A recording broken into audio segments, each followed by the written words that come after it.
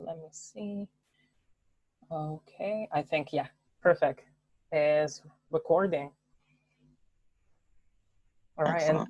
and then Couldn't I'm tell just gonna, if it was on my end at all. Oh, no, I see the little button. Okay, there it is. That's yeah. what I was missing. The little button. Perfect. Well, my name is Michelle Louise Baking. Hello, Um, Michelle. hello. We connected through a shared interest on Facebook, Mm-hmm. and you responded to my request for an exploration of sorts of how African traditional religion has been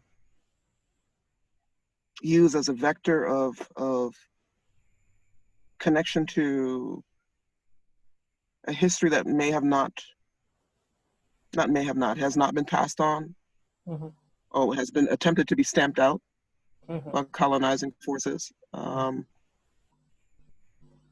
but has been reclaimed in so many different ways by the generations that are in recovery from the system of enslavement. Mm-hmm. Um, so tell me about yourself, with your full name, and where you are right now, and let's make this a conversation. Okay, so my full name, including my Ghanaian name, will be Grace Ama Edubia Ekoto. Gotadalo is my father's surname. I am a Black biracial individual. My mom is from Ghana. We are Akwamu, so eastern region of Ghana. My father was Italian, and I was born in Italy, and I was lucky enough to be able to move in between the countries. So culturally, I'm Afro-European to say. The household, my father included spoke Twi, our native language, not even traditional, our native language. Um, I lost a lot of it, unfortunately, like most of us diaspora kids. But I think with the language came a lot of the education, came a lot of the cosmology, the stories, the tales that my mom will tell me, as well as my aunties that I grew up with. In Italy, we're mostly Nigerian aunties, as my mom, where we were was northern Italy, so we were the only Black people in 12,000 inhabitants, and which it's quite quite mind blowing to think of. But the closest group of Black folks will be 20, half an hour away from us, and the was the hair shop where my mom used to go and get her hair done. And they were all Yoruba, Beni, and Delta aunties. So the traditions and the cosmologies are very similar, as it's all around the eastern border of Nigeria, up to the Eveland, so Togo, Benin, and then the eastern region of Ghana, from the northeastern region of Ghana. What else? I am currently in London. I've been in London for the past 8 years.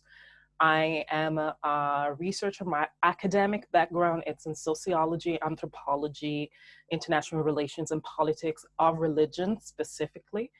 I've been self-learning for most of my life around these topics.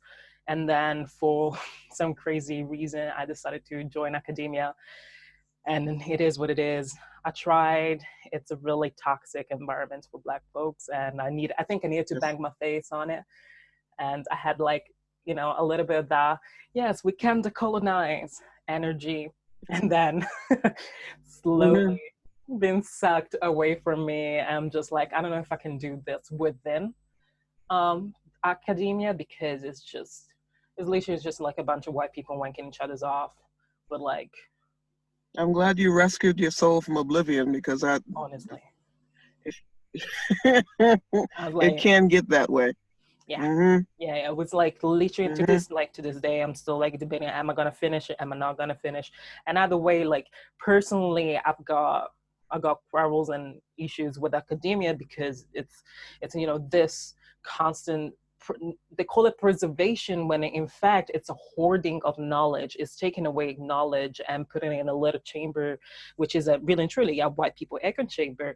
And the moment that you Right. even ask to like the random folk, even people of color, like academics of color, how is your, let's say, your PhD going to impact the everyday life of the people that you might be researching, or working with? Mm-hmm. When we talk about anthropology and sociology, it's always about, oh, about Mm-hmm. the policy, oh, about, no, it's like the policies are always are made and created for the system, to abide the system, to be part of a system. So we're the other.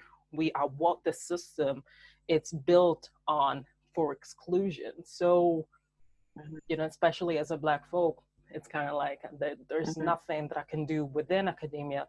So my focus is always around liberating academia, liberating education. Like if I can, print out or even just share links to all of my readings, all of my reading lists and that kind of stuff, so be it, because it should be accessible, it should be available. And Yeah. from my mom's side, I have the gift of being a child of the ancestor. Like our lineage it comes with a gift of the voice. We're storytellers. We are, very closely related to Anansi and the And figure then of see. Anansi. Mm-hmm. So, Mm-hmm. the way I talk, the way I speak, I know I'm very charismatic, and also I'm very good at simplifying really complex ideas, really complex theories.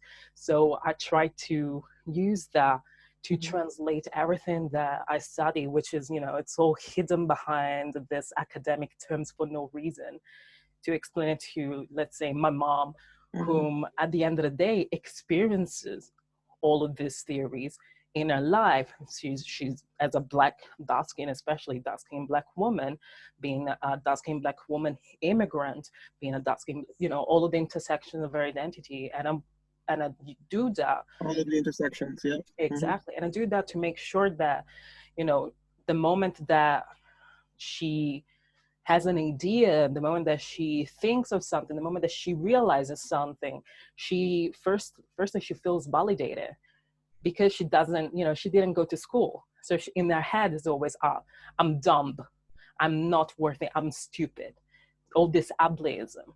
I'm like, no, Mm-hmm. actually, you're a magnificent theorist, because you're very well aware of your identity. You're very well aware of how you been dealing with your life.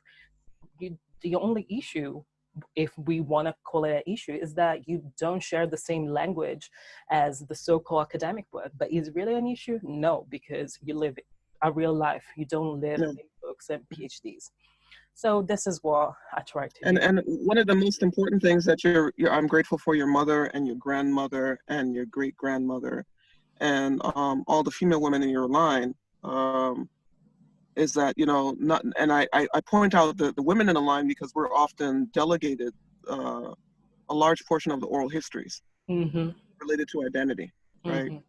Mm-hmm. So oral history is priceless. I mean, that's how we originally, before we figured out how to put our thoughts into print, from cuneiform into, different ways of codifying those stories, we pass them on, Absolutely. and we learn them at the knees of our elders. Absolutely. So that kind of knowledge, usually secondarily gets, if any, kind of a respect and the dignity that it deserves. Mm-hmm. Just because it can't be housed in marble halls of someone else's institution doesn't mean that the knowledge base isn't um, priceless. Absolutely. You know what I mean? Absolutely. What I was mean, what was the first story that you recall an elder telling you, whether it's your aunties or your mom? Um, well, a part of the like cautionary tales, also the cautionary tales, stuff like, oh my gosh, I remember this birds and the pepper plant. It was like a very short tale about these two birds going, one on a pepper plant, and well, actually, both going on a mango tree, and one tells to the other, "Hey, look, those fruits, the peppers, the chili peppers, are so beautiful, so colorful. Look how bright red they are. And the other bird tells this bird, hey, be careful, because my mom said that those fruits, are not for us, and they might be very dangerous. And the bird's like, yeah, but they're so pretty, whatever. So it goes, it touches the uh, one fruit, and it loses one leg, and it flies Mm, back to the mango tree, and the bird's like, hey, are you okay? What happened? Yeah, I lost a leg to the chili. I'm like, well, I told you it's dangerous. Yeah, but it's so pretty. The day after, again, hey, there's still flowers, still some yellow chilies. Maybe those are not dangerous to us, and it goes back. So it's like all these cautionary tales. Those probably the first ones, mhm, and really interesting that are around. It's the very local, the mango tree, the chili peppers. I know that then my mom, around her, she had chili peppers, she had mango trees, mm, which like in front of my grandma's house, there's a gigantic, beautiful mango tree. It's like mangoes this big, you throw somebody, and like, mm, and the taste is mm. divine, like mango's supposed to Right. be tasting. So, and that, the first time I went back to Ghana as a child, then, I recognized the chili, I recognized the mango tree. So I shared the memory with my mom. Mhm. And that was probably the first memory of like this tales. Then And you talking didn't about, lose your leg, yeah, I didn't and you lose my didn't leg lose your leg in the process, because I knew. And how because funny, you like, knew. I was like, I'm not gonna touch this. And we're talking about like hardcore West African Scotch bonnet. It's like Yes. you could smell it and start to, you're catching flames. So Mhm. it's hardcore. And like I knew better. Yeah. Losing Thanks, your leg is mom. the worst of your the least of your worries. You might lose your sense of taste. Exactly. You popped the wrong one. Mhm. Literally. So that was something, and that was like, that was my first experience of kind of like localizing myself, especially because I'm biracial. In the biracial experience, identity is very like liminal. It's a whole other discussion to be having, but identity is it's very fluid. It's very like it has to be localized. You're like in Mhm. Ghana, I am dark skin white, whether while in Europe I am black. Yep. Which, and that plays out, and that, played out as a child without me being aware of it. But, being able to recognize the tree, being able to recognize the chili, localize my identity as somebody that belonged to that environment. And that was, the first step Mhm. to my Ghanaianness, to my, to my belonging. And then probably the first ancestral tale, probably the Anansi stories. Um, my mom was not really my mom telling me about the Anansi stories, but probably my aunties or my uncle. I think was my uncle telling me about Anansi stories when I was in Ghana. While I was in Italy, my mom used to, kind of protect me and hide our heritage, hide our background, hide our traditions, because Italy is incredibly racist and it's violently racist. So it, for Like her was Greece. really, Mhm. yeah, it was for her was really like a matter of life and death. Mhm. So in Italy was like living a double life. While in Ghana had like the freedom of just being. So definitely the Anansi stories. Do you And yeah, speak Italian? Did your mother speak Italian? yeah, we spoke like in the household, we tried to speak all three languages. So I grew up with all three languages. And then um, we focused more on Italian and English because my parents wanted me to speak English, to speak like, better English than what I will be getting at school in Italy, because they always wished for me to be traveling, while growing up and everything. So that was useful, definitely. Mhm. Um, Mhm. but that also meant for me to lose majority of my tweet, like having, be juggling so many languages, especially because it's a language that has a completely different phonetic system from Italian and English. I almost lost it. I'm trying to catch it back now by just, studying by myself.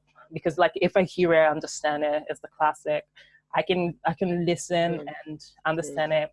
I wouldn't be able to have like a full length conversation, but I do get by myself in Ghana. You know, definitely after a couple of Yeah. weeks, even better. So it's just a matter of Mm-hmm. habit.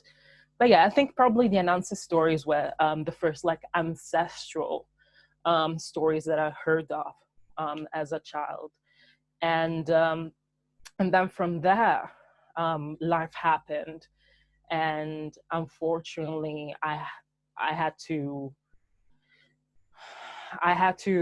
displace myself. That pretty much what happened. My mom and myself stopped living together when I was 13, so I was still very young. Um, my father, I was then living. It was like a rough. We were homeless. It was hard, and my mom used to live in one place, and I used to like couch surf to my friends, like used to run away, all the kind of stuff. My father passed away a couple of years after, and that furthered the situation as I ended up in foster care and juvenile and da.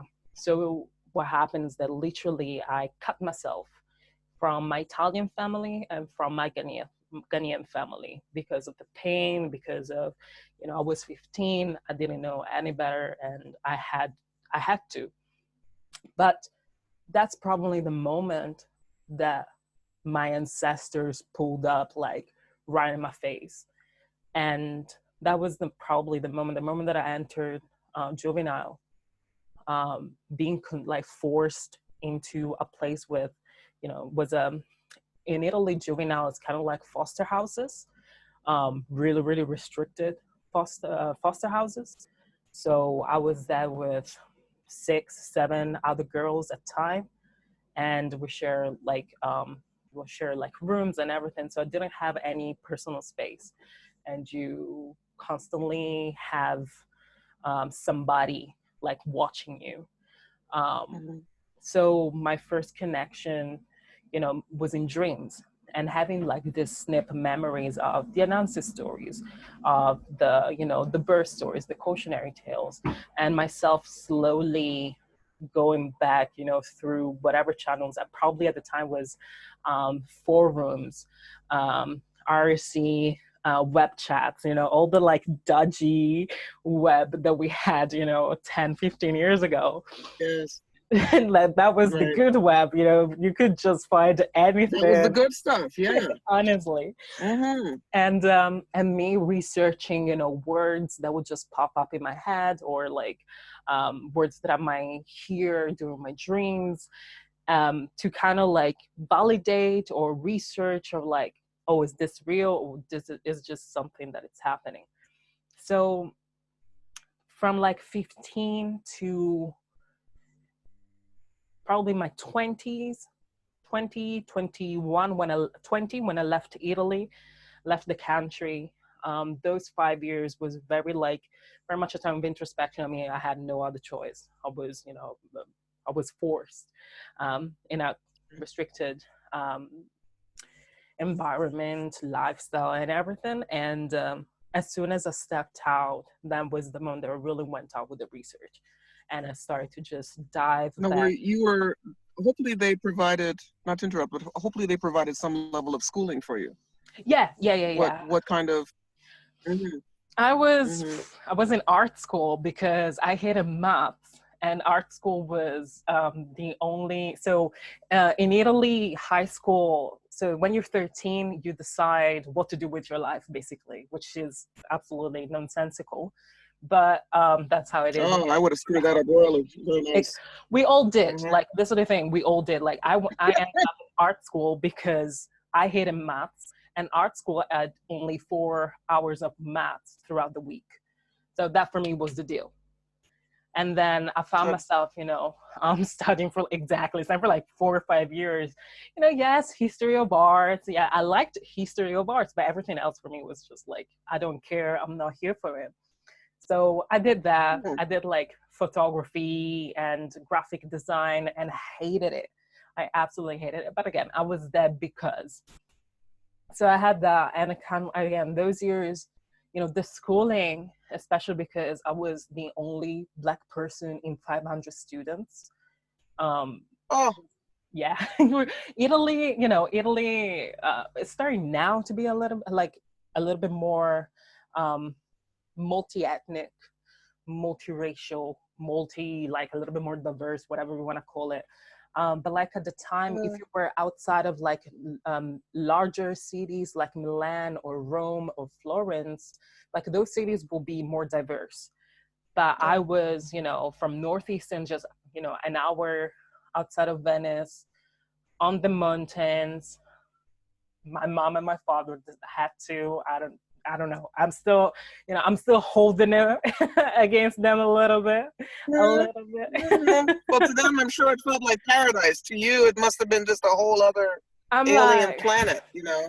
I Yeah, always say, like, I yeah. always tell my mom, like, you must have been so, like foolishly in love to agree to move In somewhere, love. but I'm like, mate, like, babes, it's like that was a bit too much, literally too much. But love is Yeah. love, and we give thanks that a lot of good came out of it, as well as everything else. So Yes, you came out of it. you know, You came out of it. Yes, so yeah, yes. So you so came down off the mountain and left the country in your 20s. Where did you mhm. go? Yeah, so I moved to Barcelona because living my vida Yeah. loca, it was queer central Yeah. Europe. So we used to go with like some friends on holiday um, the years prior, just, for a few days and then come back. Um, and uh, and I said, oh yeah, maybe it's cool to live there. It was absolutely awful. It was just like Italy 2.0. So I was like, you know what? I've been there for like 4 months, and then I was like, you know what, Mhm. I'm done. I dashed to London because I said, well, I Oh, speak really good English. My auntie's there, my sister is there. In a way or another, I can, come up with something. And funny enough, I moved really quickly to London, and I moved as an au pair. So a living au pair for this Yoruba single mother who needed help with work and the teenage daughter, and we just clicked instantly because she was so happy that I was Ghanaian, that I had that part of my heritage so forward. I'm very forward about it. Like I'm good. just my at the beginning before, like my accent now is like this, but Mhm. my English accent um has always been the West African Ghanaian accent, so you could hear it, you could clock Mhm. it straight away. Now it's just like this Mhm. messy whatever is happening with the accent being Beautiful. abroad. Thank you. Being abroad for all these years, it's just been picking up. So that Mm. happened. And I think because London was probably the first major culture shock for me, all of a sudden, like I remember calling my mom the day that I landed. And I was on the bus from the airport to central London. And I told her in Italian because I thought, like in Ghanaian, probably there might be a lot of Ghanaians around me. English, probably a lot of everybody be speaking English. So I said, let me speak Italian so that nobody can understand me. And I said, Mom, you cannot believe this, but I am the lightest. I am the white. I think I said I'm the whitest in Mm. on the bus, and for me was mind blowing because I was always the only Black person, and then all of a sudden was in a place overnight where I could just be and kind of disappear in the background and just Yeah. breathe Mhm. without having, at the beginning for me was like this. I didn't have that constant spotlight. Then you start to catch the groove of the system, and Mhm. you're no matter where you still be Black. But at the beginning that was absolutely mind blowing, and that really fast forward my research to into my both of my lineages, the Italian one and the Ghanaian one. And I think especially the Ghanaian one, being in London and having a gigantic Ghanaian community, or just, access to, African, West African specifically communities, people, places, tastes, foods, is just like, Yes. it took a moment. I was just like, and I dived in, and I think the cycle kind of came to a completion, to a completion in 2017, when I had a mental breakdown, and it was due to work. I was a workaholic. I'm still is rehabilitating myself from that part, and it was a coping mechanism. And I'd had Wow. a mental health breakdown, and I I was hospitalized, and I said, I need to go.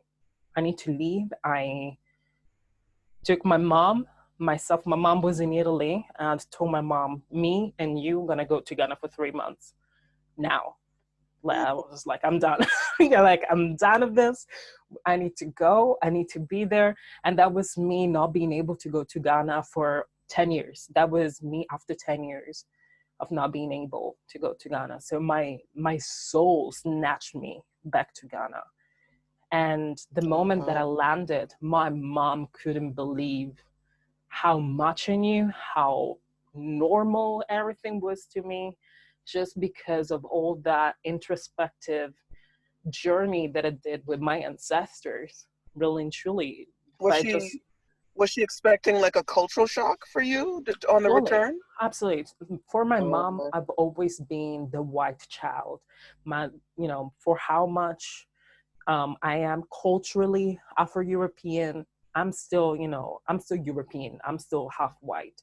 So in my mom's point of view, and I think in her experience, she only experienced me until my 13 years. And then after that, we kind of experienced each other from the distance, through social mm, services, through a lot of drama, and a lot of pain.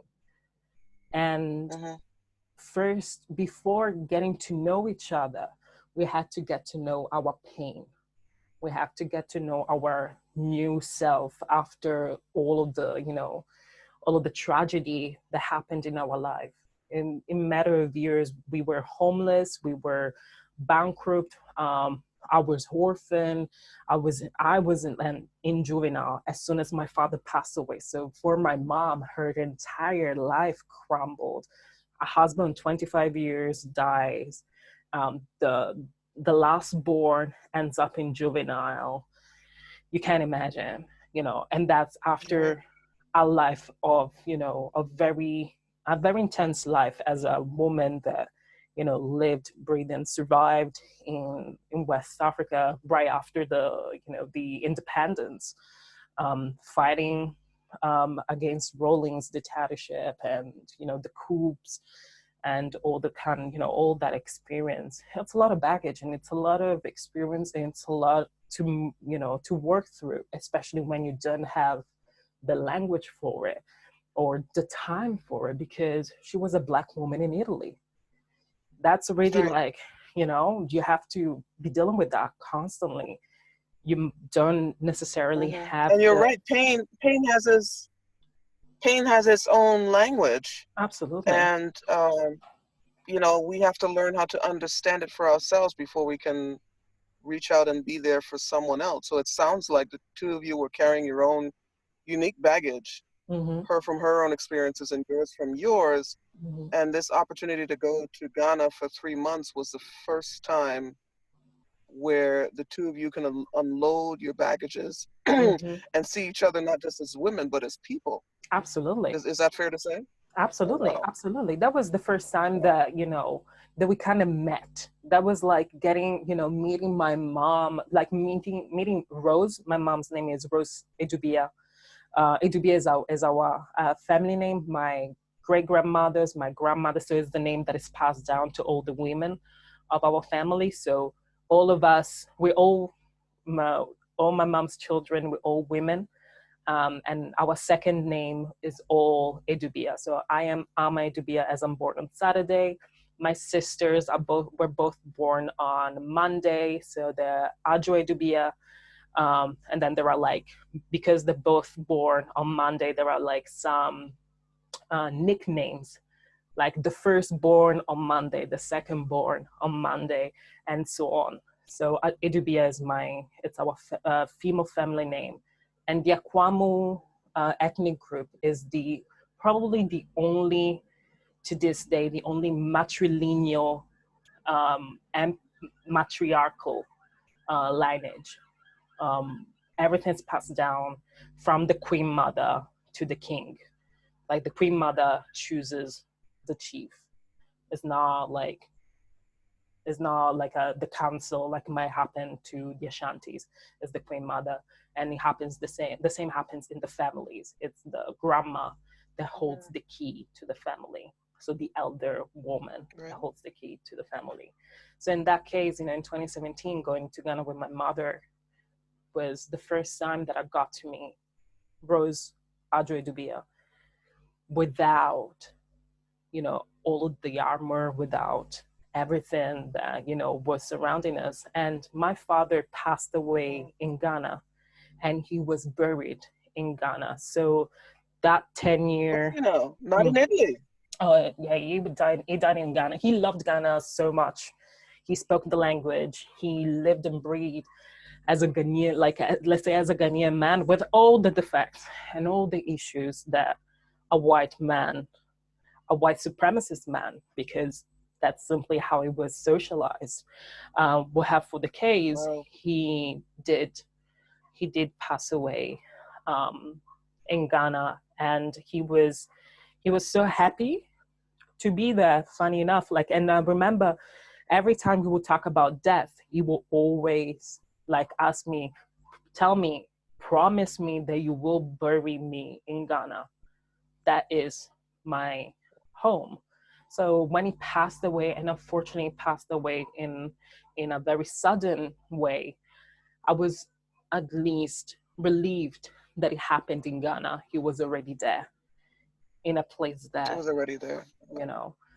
So I think the moment that myself and my mom went to my father's grave together for the first time since my father passed away, that was the moment where all of the threads came together and kind of we just saw, and just everything was unloaded and everything was released. And I think I cried.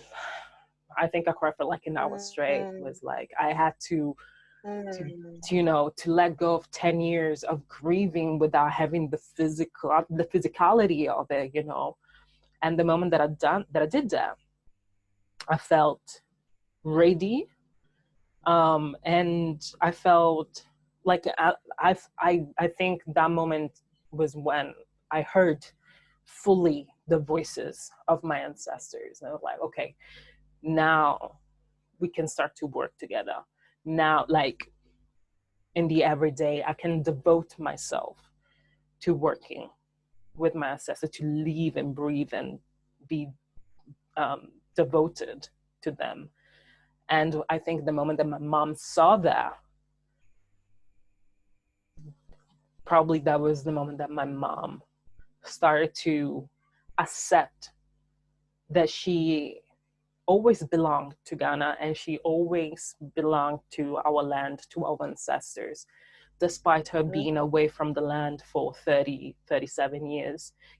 Definitely, back and forth and everything, but I think there was a lot of guilt for her for not being in Ghana, for not being the family, for not being, whatever experience she might had around being in Ghana or being Akwamu, especially being somebody that would eventually become an elder of our tradition in Ghana. So I think that kind of started her journey as well, through seeing that, at least one of the daughters. You're breaking up a little bit. You still hear me okay? Yeah, I can hear you. I think your video. Okay, your video is back. I think you froze for a Oh, second. okay. I just oh, okay. Oh, I didn't lose you. Are you there? Yeah, yes, I'm Oh, here. good. I don't know what happened. A burp in the system. I don't. It happens. I just roll with it. But yeah, I was just thinking out loud about what I thought I heard Mhm, about how your mom appeared to in those moments where you had um, completed a phase of your grief process and allowed yourself to connect more readily with your ancestors, that mhm. she accepted you as a Ghanaian woman Yeah, um, with a tremendous legacy. You're not just a half white child that she brought into this world. You know what I mean? absolutely. Um, and I'm sure it's more to that. But as a mother of a biracial, what this country, the United States, would consider a biracial child, um, I feel that. I feel that. I mean, you look at my son, you can tell that he's mixed, right? Mm, You can tell he's mixed with a white with white, mm, right?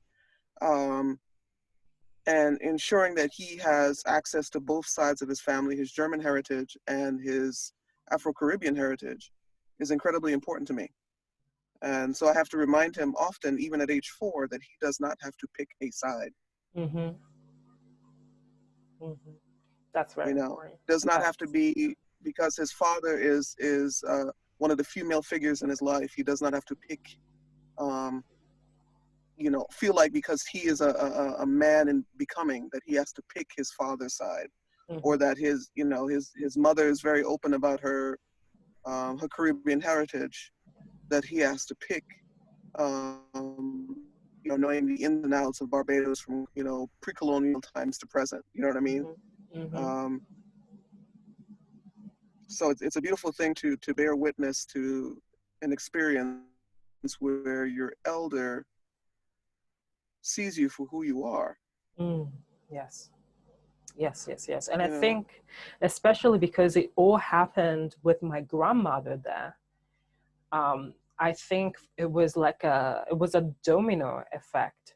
The moment, I think, so our hometown, it's Akwemfie, which is in the eastern region. When we were there, we spent most of our time, we were at my grandmother's house. And before leaving to go back to the capital, to Accra, my grandmother asked to my mom, did you bring Grace? Did you bring Amedubia to the river, our sacred place, our sacred river? And my mom said, no.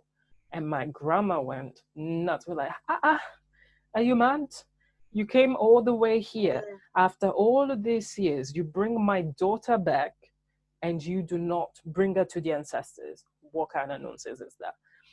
Because my Hmm. grandma, I think because with my grandma, automatically she was able to see me as somebody that belonged, because I don't know, she just simply, she simply recognized everything that I researched, or what I was talking about, and, everything that I was asking her and everything. And she wanted to make sure that I always had, a place to come back. That's what she said. Whatever you are, you always come back Uh, to the river. It doesn't matter where you are in the world, the river is where you belong. Whether it's the river in London, the river in Italy, the river you could be in Norway, the river is where you belong. So my mom brought me to the river, and what is the significance of the what is the significance of the river? Once finish your thought, but I'm curious about what that means. But go so ahead, please. when we got to the river, my mom explained to me, this is where our ancestors rest, in the river. So underwater, the souls, the bodies as well, possibly, but definitely the souls of our ancestors rest before starting their new journey. So those usually is like a week to 2 weeks period from the physical death, before they start the new journey, if they call to, as elevated ancestors, they rest in the river. And that's the sacred place for our people, the Akwamo people, to go and commune with the ancestors. Whether you bring offerings or you bring prayers or you simply, bringing yourself to salute, you salute at the river, which is really interesting for like the rest of my journey to today. But when we got there, she explained me this, and we were in the river, and she took the water and she started to wash my arms and she started to wash my face. And she was saying, she was repeating, I'm washing your arms as my mom did to me, as her mom did to my mom, as her mom did to her mom. And she was repeating that, going back in our lineage from mother to daughter, from mother to daughter, from mother to daughter. And I think never in my life I thought I would hear, like with my physical ears, the ancestors. But it was mad loud. Everybody was there. I was crying, my heart away. And that was the moment that all of my gifts from childhood came back, like full force. Never lost them, but life happens. If you don't pay attention, or you also force yourself to not pay attention, you just sweep everything under the carpet. And all of a sudden, all of this energy came to me, all of this power came to me, all of this knowledge, this all of this came to me, and that was it. No going back from since then. And I stand by the river. By the river I will always stand, to a point that the moment that I left Ghana, the ancestors guided me to an elder that belongs to the river. It's a tradition that it's parallel to my one, but they were really straightforward. They said, Grace, you are not in Ghana, so you can't get the guidance and the mentorship that you would need in our home tradition. But you need this power you need this guidance, because your destiny is to become a priestess. So through a dream, my mom was in the dream, and we were on the road that takes from my father's grave to my grandma's house. She was dressed in yellow, beautiful, gorgeous, sunflowers everywhere, golden necklaces, blonde hair. And I was like, and I remember it was a very lucid dream. I remember saying, you are my mom, but also you're not. And she stops and she turns and she smiles. And I repeated, you're also my mom, but not just my mom. And she puts her hand out and she tells me to come. The day after, I met my elder in Lukumi. So diaspora, African tradition from Cuba, the Yoruba tradition of Orisha that survived in Cuba. And she is crowned with Oshun, the Orisha of rivers. That's the image that I have, yes, of Oshun. Yep. And it was like literally had the dream the day after that happened, and the day after I had another dream with my ancestors telling me, right, so this is gonna happen because you need guidance, and you're far away from home. Need guidance, yeah. So this is perfect, because you are born in the diaspora, and Oshun in Lukumi, which is a different Oshun from Osun of Yoruba, of like mainland Yoruba, has experience as elevated ancestor of being a woman, a Black woman in the diaspora. So her guidance can be key for your development eventually as a priestess. And she's in London, literally 40 minutes from your house. There's no going back. I said, Ashe, this is how quick the ancestors were like, right. So she picked up the phone, that's it, connection made, done, sorted. And since then it's just been a crescendo. And I've been marked with initiation, and I'm, on the process. There's no rush. Ancestors' time is always the best time. Even with my mom, she is getting back on her Right. full jazz. She, her power, as she's becoming more and more secure in her power. She, not that she wasn't before, but she was belittling herself. She wasn't believing in her power as she used to, Right. because again, being a Black woman in a 99.9% country like Italy, it takes away all of your energy. And yet Mhm. now I think with the strength of having one of the daughters in the tradition, um, you know, just openly talking about it. I'm open to everybody. I'm very forward about it with everybody. She's feeling more and more secure. She's doing a lot of the Christian, the Christian learning that was forced. And she, Yes. there's also that to be doing. There's the Yes. colonization to be doing. I mean, Yes. it was, Because unfortunately, religion has been used as the spear point of colonization in yeah, the past and in the present, and exactly. it can be used to also keep people from exploring traditions that were attached to uh, um, their families prior to arrival in certain areas of the world. So in Europe, in the United States, in South America, all of that, and Absolutely. it's good that she is almost as if she is purposefully decolonizing her understanding of having a connection to spirit. Fully, Uh, fully. And it's because so beautiful.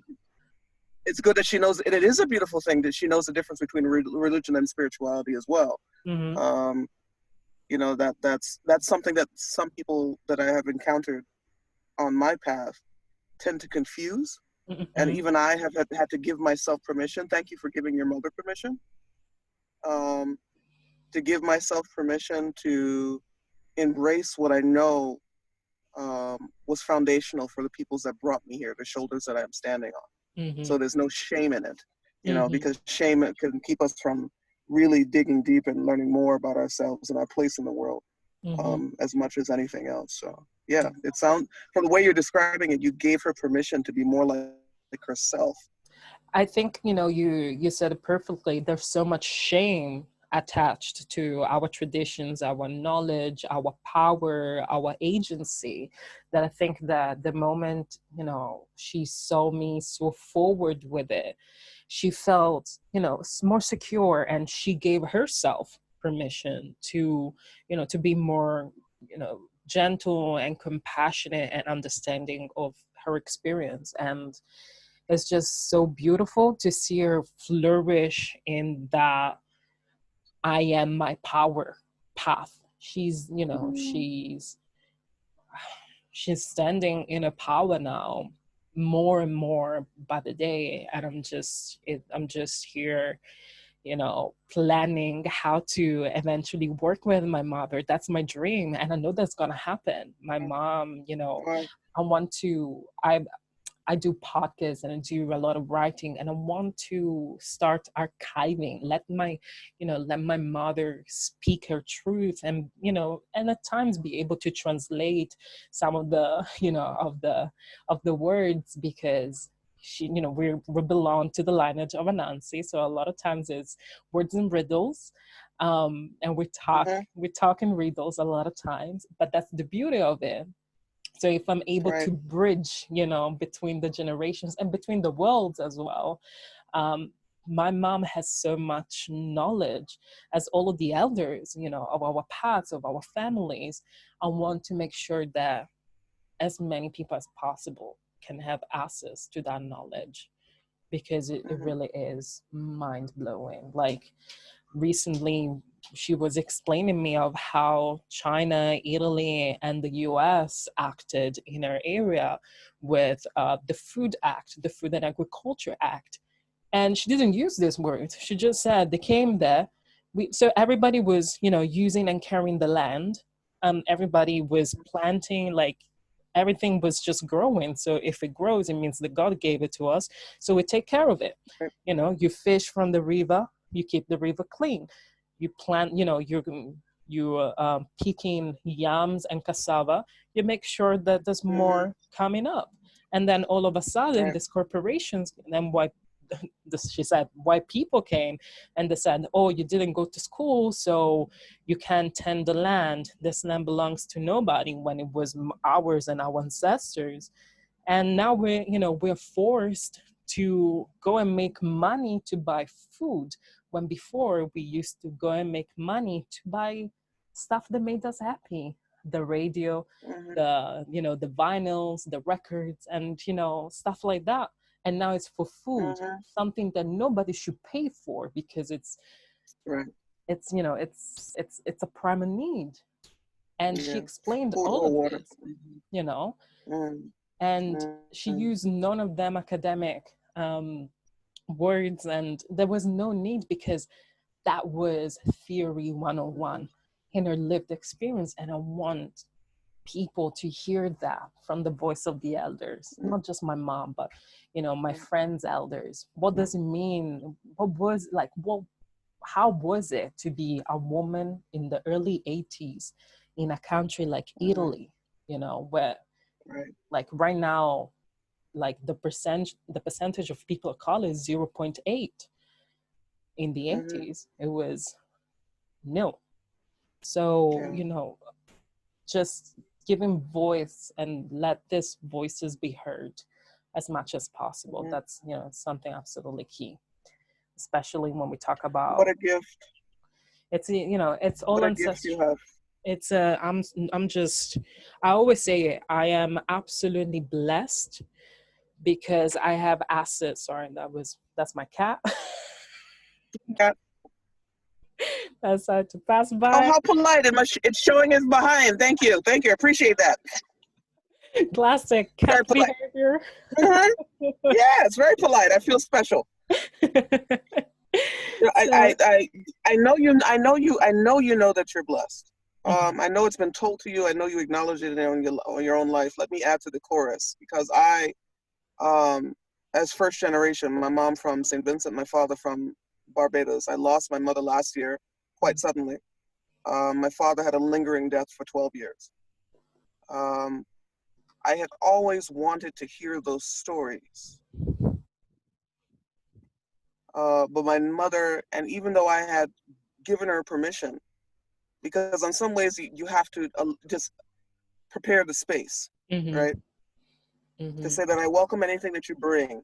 mhm, Ultimately, like you said, about your mother, they have to make the decision mhm, on whether they want to open up or not. mhm, But you prepare the space. My mother was not willing to enter that space right mhm, up until her death, right? mhm, Which is fine because everybody's on different phases of their journey. But I always I wanted to hear those stories of what it was like.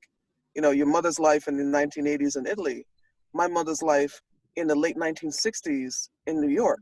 mhm, Segregation was still very much in play. mhm. I remember one time I even tried to I did try to broach the conversation several different times, and she would always say, "I don't remember. I was too busy living it. I don't remember." Mhm. True. And I damn sure know she remembers every detail. Mhm, Um, so it's amazing that the everyday experiences that your mother definitely had, being an extreme minority in a country that is vocally racist, mhm, um, mhm, that she was able to sidestep that enough to share those stories with you. mhm. Um, yes, it is. It is definitely, and even as an outsider, you don't know me from paint. It is definitely on the wall. It is definitely your responsibility to pass those stories on. Absolutely. Do you Absolutely. have biological children? I don't yet. Um, Hopefully, I would like to one day. Um, I don't know if the ancestors have it in plan for me, because I know that I have a lot to do in this life. But Mm-hmm. I think that's also why I want to make sure that whether it's not my children, everybody else. But my children, That's right. my children, like sometimes I fear for them because I know I'm so passionate about it. I'm like, Yes. gotta like throw everything at them because I didn't have that. I had to search for it so hard, and it was, you know, a whole journey. And I wish for them to have like an easier experience, just, you know, open a book and be able to read, or just, you know, Mm-hmm. sit down and Mm-hmm. listen, hopefully listen to Mm-hmm. grandma, you know, and just Mm-hmm.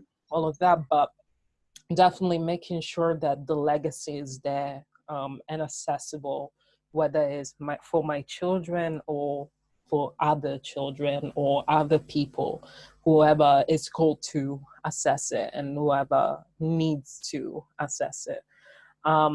Yes. That's what, you know, that's what I try to do in my work. I work a lot. I work with astrology, and I work with, you know, all of this Western traditional tools, let's put it like that. And I try to Mm-hmm. decolonize them and degentrify them and center them, especially around Black people, especially around Black women and Black femmes. Mm-hmm. So by doing that, I try to bridge our experience of being, yes, born in the West, but always belonging to somewhere else, this fantasy place, whether that is, Mm. you know, the Caribbean, whether that is, you know, is Africa, whether that is South America, is this fantasy place that it's always, you know, it's always created, it's always been told by white people. And usually you get to Right. these places the moment that you go there and you see them, you taste them, you smell them like personally. Mm-hmm. Because no matter how Mm-hmm. much you decolonize yourself, and no matter how much you might be, you know, learning or whatever, there's always, you know, that at the back of your head, there's always that, you know, that tint of just colonialism and imperialism and, you know, the Yes. system that we grow up Mm-hmm. in. So I try to use those tools as like a bridge in the gaps, and helping and supporting, you know, through having access to all the, you know, thousands and thousands of archives and researches that um, that's been done around everywhere else, the so-called everywhere else, to create access Right. to people that might not have access to their own ancestral lineage or their own ancestral lands. So I do like ancestral readings that try to create, you know, that connection, whether that is with, you know, a tradition or a population, an ethnic group, a clan, a name, a food, a ritual, something, whatever we're able to, you know, to find, we start with that. And then Mm-hmm. automatically, I kid you not, I've been working with like probably so far I've been doing this like the quite large research readings, kind of like a mix of both. Mm-hmm. And automatically the ancestors, like the folks' ancestors just show up and be like, yes, we're here, yes, we're loud. And this is the time. It's kind of like, you Yes. know, opening that door, pushing it open, and just being, you know, be able to create that connection within all of that we live on this side of the world. So, Mm-hmm. you know, that's something that I constantly try to do because, again, I have the privilege of having the direct connection. You know, I can just call my grandma and ask her Mm-hmm. things, as I did, you know, for your question. I'll Yes. just literally like, hey, grandma, Mm-hmm. do we use a dinkara in our tradition? Do you know a dinkara? And she was like, oh, like, it's funny because she didn't know a dinkara as like the Mm-hmm. symbols. But when I started to explain it, or I showed her over what's up, some of the symbols, she was like, oh, yeah, yeah, yeah. Same with my mom. She's like, yeah, they used this, they used that, you know. So that's a major Tell privilege. me, because that was the basis of that was thank you so much for doing that. That was the basis of my my outreach to you. What did grandma and mom tell you So about the Adinkra? What did you learn? apparently they're very much related more to the Ashantis rather than other ethnic groups. Now that means that probably um, all of the central region, the central and western regions of Ghana have been using the Adinkara, and then the Ashanti kind of been using like the different symbols without calling them Adinkara. And then the Ashantis, when the Ashantis colonized and unified Ghana, eventually they kind of like absorbed and assimilated the symbols and created the group of symbols called the Adinkara symbols, or the Adinkara language. So my grandma said that the Adinkara are used as talismans. So, and this is like cross between my mom and my grandma. My mom knows that different symbols relate to different families. The Ashanti system, it's a system based on clans. So it makes sense that each clan sort of had um, like a coat of arms, let's say. So it kind of, represent whatever the clan was, whatever role the clan might had. The Oni Tutu, which is this one, I hope you can see it. It's a My screen is frozen. Hold on. let's see. Okay, now it's unfrozen. Yes, I see it. So this is the Oni Tutu, and this is like it's a bat.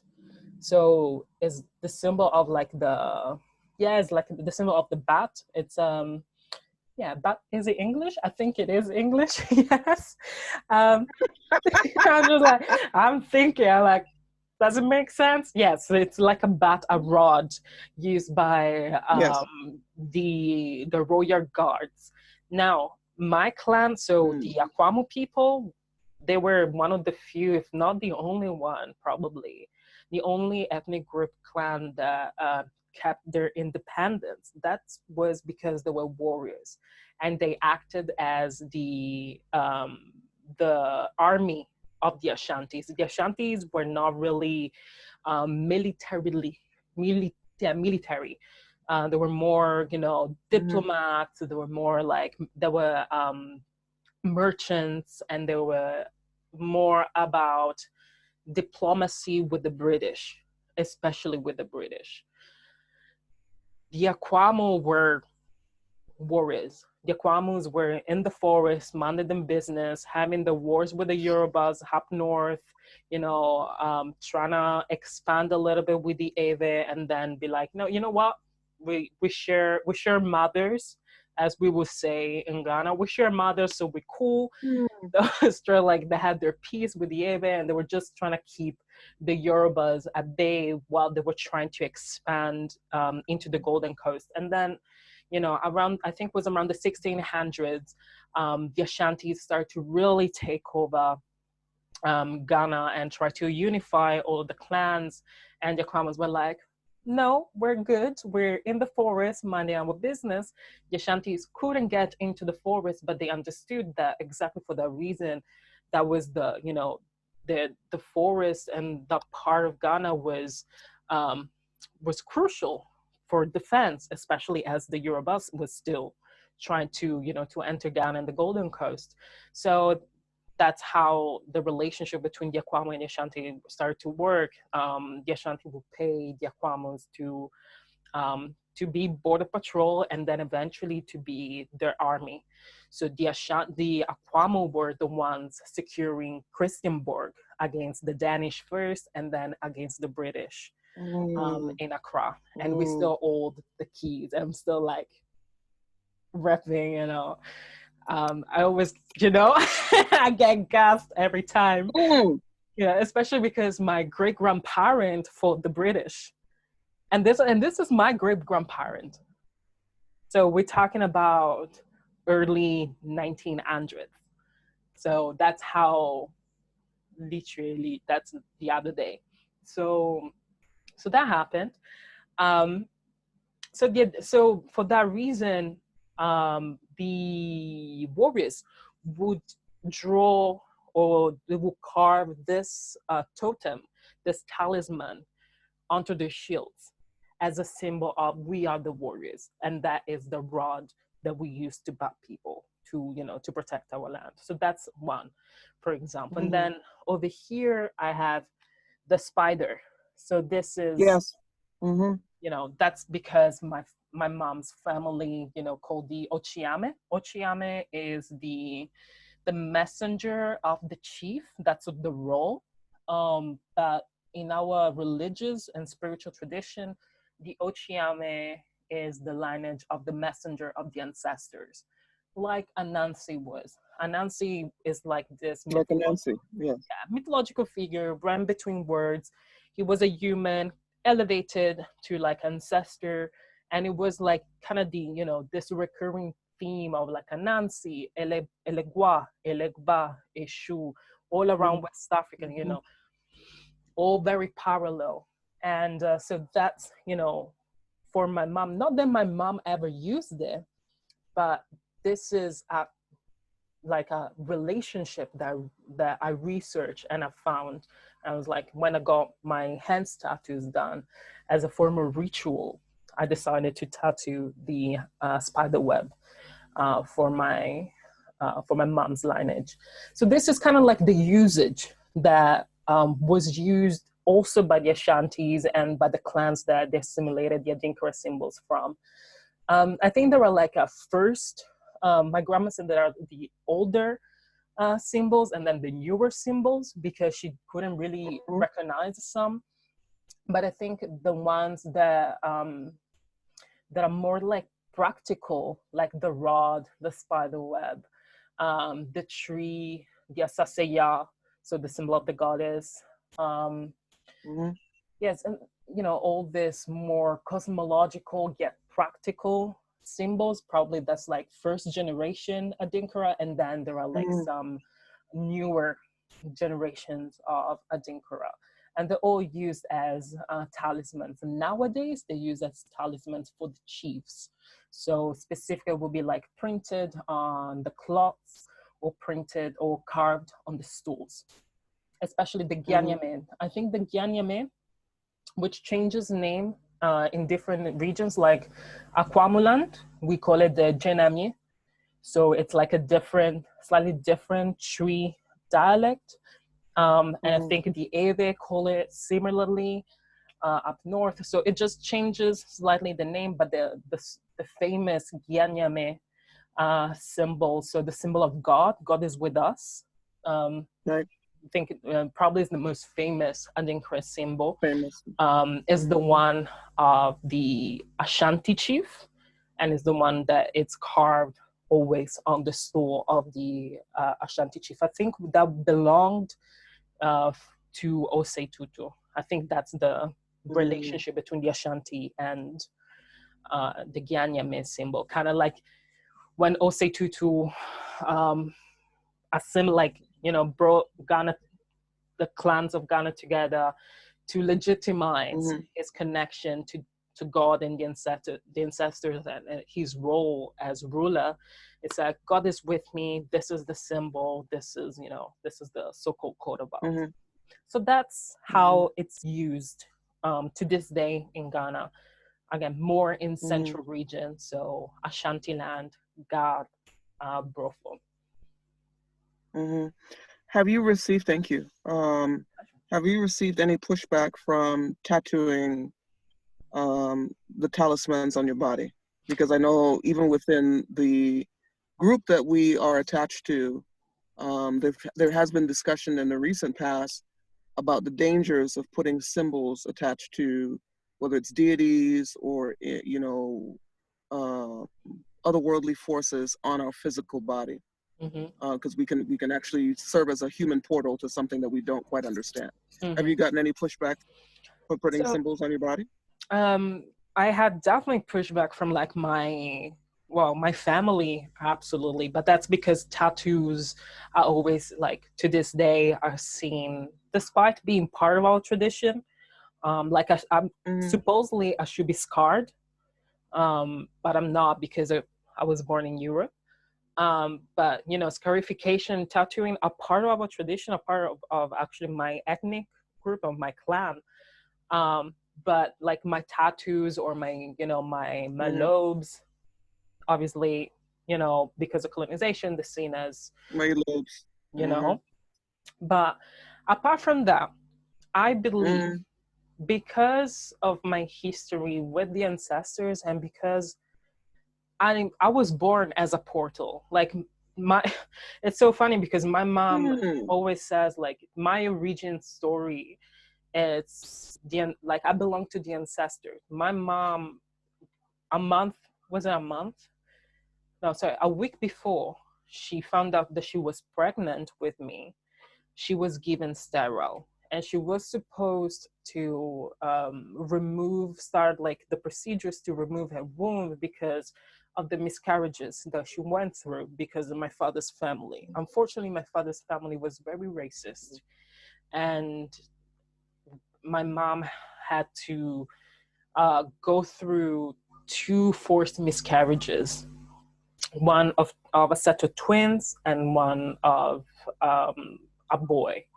And unfortunately, and the boy is the something that takes really my soul away because my brother was already 8 months, so my brother felt everything, and it was incredibly violent, and there was so much hate and pain, and the womb gave up, rightfully, but the ancestors didn't.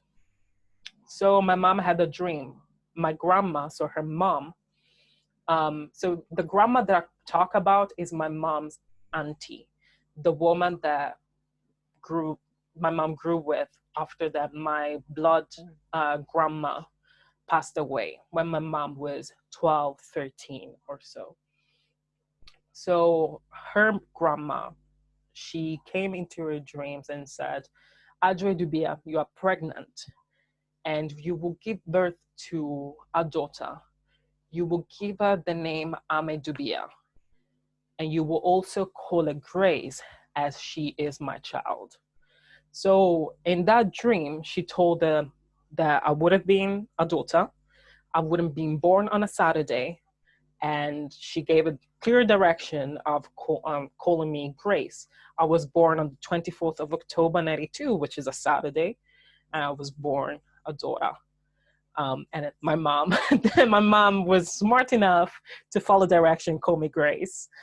Um, so because of that, like she remembers this episode so well because she woke my father up straight away and she told my father.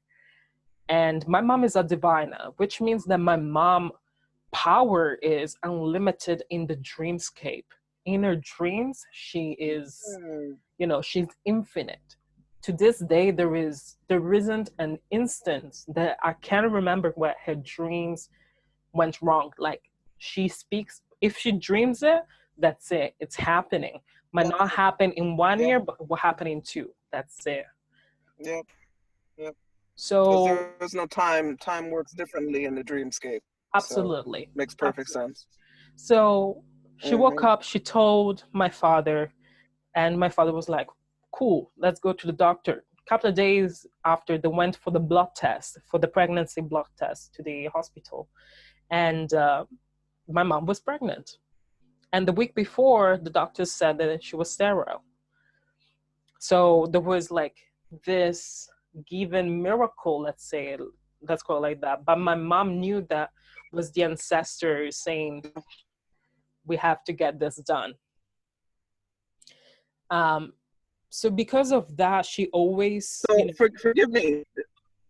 Let me better understand. Before mm, you, they were twins so with before your me, biological father, yes. So and then there was a brother. yes, Hmm. and the all Why? three, they were all Why? killed. So your grandmother shielded you. Yes, fully. Fully. And my mom, like as soon as my Hmm. parents found out that my mom was actually pregnant, they ran away from Italy. My mom did the pregnancy out away from my father's family because she was like, I'm not gonna risk this one. Like this is literally the last chance that the ancestors are giving. Like my mom is Are having giving this you. child. Hmm. So yeah, they and I'm Where you had mentioned sisters. Are they biological sisters as well? They are the half sisters, so I'm the only one from my father. So we share mother, which for in our lineage is all that is necessary. Right. But Because you can always know who the mother is. You don't always necessarily know who the father fully. is. I And mean, yeah, that's with it. was it Sephardic Jews and Native American folks that follow matrilineal line, it's the same thing. You You know. always know who the mother is, Mhm. right? Mhm. So it Absolutely. makes sense. Mm. It makes sense. So I think because of that, the moment that I explained to my mom why I got the Adinkara symbols on my hands, and I have three Adinkara on my hands. The rest are I have a couple of glyphs. Sorry, I have one hieroglyph, and then I have um, one, two, one how hermetic glyph from my Mm, father's lineage. My father's family was a practicing, I would call it witchcraft family, Italian folk tradition. So I got one for my father's lineage as well, and then the rest is astrology glyphs for myself, lined up in the stars, as one would say. So the moment I mm, explained my mom why I got the Adinkara, she understood, especially because I know that I don't have a way out from being a portal. Like my life purpose is being a portal. mm, I am learning how to be a portal with, with a system, a language, guidance from my elders for, my well-being, the well-being of the people that I work with, that I will work for, and, yada, yada, yada. But mhm, for me, these energies, I belong to the ancestors. I know that I don't belong to my mom per se. I also belong to my mom. So mhm. I've always Well, been. it was said to you in the dream. It was said to Exactly. you in the dream when she was clothed in yellow. You are her Exactly. mother, but you are also something more. Exactly. The connections are beyond just our blood. Exactly. That's beautiful. Exactly. And then one thing that I wouldn't do though is I wouldn't tattoo anything related, closely related to, let's say, to Anansi per se. Like I wouldn't tattoo like a picture of Anansi, let's say, like a Right. man that or an individual that I recognize as Anansi. I might tattoo Mhm. maybe a little spider as like, as a devotion to Anansi, but I wouldn't tattoo Oshun as well, because those Right. energies are true, like beyond me and my Yes. ancestors. Like I belong to my ancestors. Oshun has chosen, to open the Yes. path, but to this day, I don't know who owns my Ori yet. I have to go to Uh, Cuba to find out. But even so, right. I will have to ask all of the permissions to all of the orishas before tattooing. Yes. Let's say I find out, oh, my crown is Ogun, which is something that both my madrina and myself think hardcore, probably. Makes sense. Makes Mm, sense. Yeah. the survival Yeah. spirit, it's our dawn. Mhm. Um, Mhm. and I love tattoos, especially I love, I love telling my story on my skin. Yeah. So, it would be great for me to get, a couple of machetes tattooed somewhere on my body. But still, before Right. doing that, I would have to go through a very strict process of asking for permission to do that, because those entities, those Mhm. energies truly are beyond, it would be disrespectful for me to think that that I have enough on my own to be able to welcome that energy constantly on my body. Does that make That's sense? right. That makes perfect sense, and that's where I rest my own understanding, because I have, let me see, let me see, Hmm. Yes. a hummingbird, Okay. Ah, um, yeah, that a hummingbird, stylized hummingbird, and because hummingbirds are thought as the bringers of wisdom, Mm-hmm. and that's part of my responsibility. As we all get rooted in our purpose, finding what we're called to do. Mm-hmm. Um, Thank you so much for spending. I mean, I've taken up over an hour and change of your time. Thank you so much for I'm spending. honestly, I'm Um, so happy. You have a beautiful yeah, energy. It thank feels you. like talking to an older sister. So it just feels, it feels cold too. It feels meant to. Yeah, So I hope you're. likewise. I just hope you. I'm making sense because a lot of times I get that spirit on, and I'm just blah blah blah Hmm. blah blah, and then I'm like, what am Hmm. I to say though? So. No, but you have your, I feel welcome at the river. Mm, Ashe. You have your feet on both shores. Yes. Because of your early training in art history and history itself, sociology, even a touch of psychology. Hmm. You do have a way of interpreting otherworldly understandings to the human mind. I mean, you definitely, that gift is yours to claim, and I know you claim it readily. You said as much. Thank you. So your feet on both shores of that river.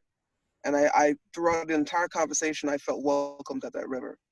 And even though we too are sisters from different mothers, Mm-hmm. call on me if you ever need me. I'm oceans away, but as you know, from being in a dreamscape or just having an understanding of how spirit works, Mm-hmm. distance will never separate family. Fully, fully, fully. Right? Ashe. Um, Ashe. So I thank you again, and I hope we stay in touch. Absolutely, absolutely. It will. It will happen. It will stay in touch, and Yeah. I'm very happy, and I hope you're safe. I hope you're sound, and I hope I hope the ancestors might give you even more insight in the nights to come. And usually, that's something that I always try to wish upon the people that I work with, or the people that I talk to, because I can show you the river, but as you said, you are welcomed by the river. But that river, it's much better if you can, put your feet into it. Yeah. And I hope Yes. your ancestors guide you, to a walk by the river in the next Yes. few days. Oh, Absolutely. girl, that sounds like a book I need to co-author. Walk by a river. Yes. Let's speak Mhm. it into existence. Maybe So this I is the speak reason it. why we met one day. Who knows? Yes. I speak it into existence. I believe that. Our word, my background is Judeo-Christian mythology. So, with the first words of the Bible, Mm, in the book of Genesis, is that in the beginning there was the Word, mm, and true. the Word was with God, Mm, and the Word was God. Even as a clinical social worker, it's one of the first exercises that I teach in session with my clients. mm, Your words give life, and they also give death. mm, So when you speak kindly to mm, yourself and others, mm. right? Yeah, share. You have the For power that. to give life and to give death every time you open your mouth. And you Yes. have given me so much life this afternoon. I am so grateful I'm beyond words. happy. I'm happy. I am jolly. Woo! Good. All right, sis. I'll see you. Well, let's Yes. figure out how to get this video process, and I'll talk to you Yeah, soon. God willing. absolutely. I'm gonna save it and I'm gonna find a way to send it through in the between tonight and tomorrow morning. Beautiful. All Perfect. right. Thank you. Okay. Thank you. Give Bye. mommy and grandma a hug for me, I even if it's will. virtual. Thank them I so will. much. Definitely. No All right. problem. Thank you. All Bye. right.